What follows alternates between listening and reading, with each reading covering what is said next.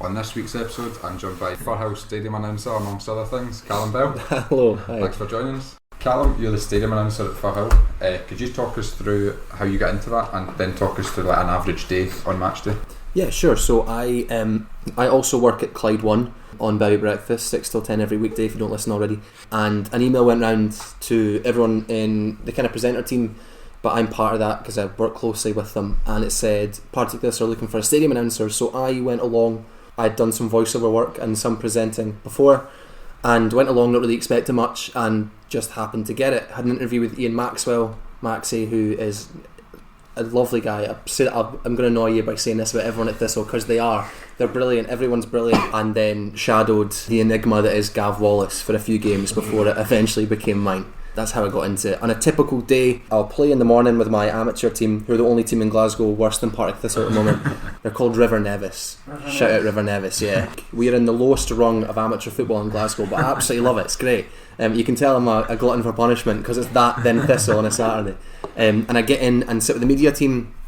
I prepare the music and the kind of scripted bits in work on like a Wednesday or a Thursday. Get in a Saturday at about 12:30 and just make sure everything's kind of in place. Do a wee kind of manager package is what I call it, which sounds really weird when I say it now. It's an audio package. It's just a bit with either Neil Scally or Archie. One is the assistant, the regional manager, one is regional assistant manager. A joke for any Office fans listen. And I will kind of play out wee clips of what they said on Jagzone before the game, and then go out to the pitch side to get ready for the game, read out the team lines, and then get ready for the players coming out. It sounds really sad, but I absolutely love it. It's so much fun. It's not something that I thought I'd want to do, but when the opportunity came, seized it with both hands, and they've not sacked me yet. This podcast pending. Blakey's got in touch to ask if you ever fancied having a go at the crossbar challenge. I would absolutely love to, yeah. See, when I see people doing it, I get really jealous, because I'd love to. We've not had it for a while, so I want them to bring it back, because I'd date this team. I want to date it. Like, see, thinking back, that's one of them. I was like, nah, I don't want to do it. But see, now it's gone, you're like, I want to do it. Right, so you've said in this podcast, and I'll do it. You'll do it. I'll do it. This is recorded. Yeah. Before Christian tell you can clip it and put it on the Twitter. You also, I've not got a gun to his head. He's saying it of his own volition. So I don't know why it stopped. Beth, who is the supporter liaison officer, amazing woman, she's absolutely brilliant. She looks after it, and it stopped for a while. I think probably because it's winter and the weather was horrific. So I imagine it will come back before the end of the season, and the first guest will be Manpreet. I'm just already going to fall out or miskick the ball or something, man. That's, in my time, no one's done that yet, and I'm raging because I'd love to see. Most people bring their own boot. You see like 55-year-old men who've not worn these are like, they bought them in like 83 in like a Willie Lowe's that doesn't even exist anymore, and they've brought them to the game. People take it really seriously. What's wrong with Gola? You're right, mate. You're absolutely right. I'm no slagging. The Glasgow Rocks players came and done it. They are the worst guys I've seen do it. I don't think they even got it off the ground. That's when I mistakenly called Lewis Mansell Jamie Snedden. I went, and here's Jamie Snedden to try it, and Lewis was like, no, I'm not. I'm the striker. At least you didn't call him Nigel. That's true. Are there any other ideas for halftime entertainment? At the moment, no. The guy that I should give him a big shout out. So Alan, who kind of looks after the music, he's also the audio technician at Firhill. He's kind of like my producer, quote unquote, for match days. His son owns ICW, so he once said, "Oh, let's get the ring and put that in at halftime." And I was like, "That sounds a bit mental," but I'm not writing it off. But no, genuinely, all suggestions, mental or otherwise, are welcome. I think we should get fans, like just wrestling. Just like any Twitter spats during the week, just get on the pitch at half. Jim Mackay asked if you would turn the volume down on the music at halftime. Yeah, Jim Mackay's probably got a fair point. So Alan, who is the audio technician, also has a hearing aid, which I think is hilarious. And maybe he's not quite hearing how loud it is. I did notice it on Tuesday night at Queen of the South that it was making me kind of wince, and I'm not even in the stadium. So Jim, you have a fair point. I will make sure it's not quite as loud, or just turn it even louder to wind you up. I'm not sure yet. One of the two. Cam, a couple of fans have been in touch regarding you calling Partick Thistle the mighty Partick Thistle. Why do you do that? Because we are. I think a lot of this job is about people pleasing. But see, in this instance, I won't. So sorry, but I'll keep doing it. Good. Why are Thistle fans moaning about Thistle being called? To be fair, I think over years have just been beaten down by What we call the shitey party.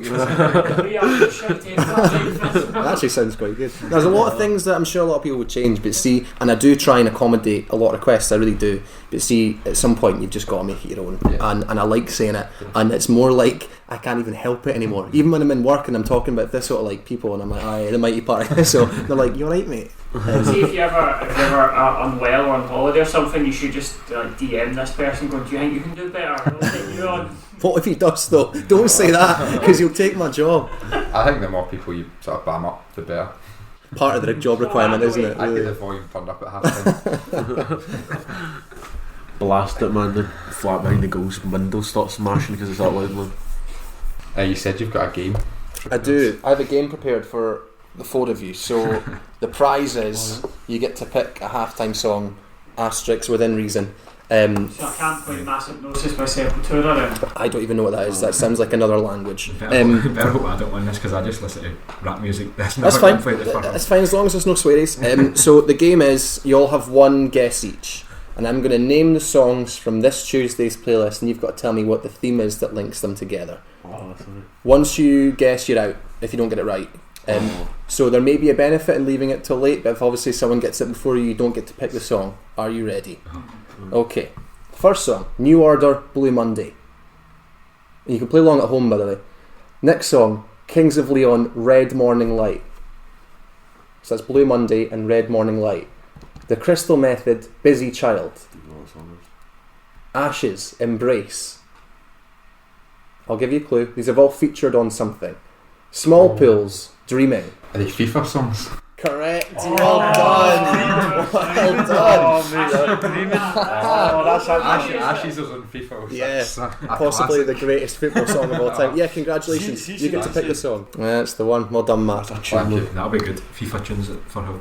Do you know? And you asked me this on Twitter yesterday. Have you ever done a theme before? And I was like, nah, because I've never had time. But last night I had nothing to do with my night, so that was my game. There's a lot of good threads on Twitter of classic FIFA songs. Yeah. It was actually quite fun to put it together because it just takes you back. I don't know about you guys, but I'm absolutely brutal at it. So it's the only good memory I have is the music. It's just nostalgic.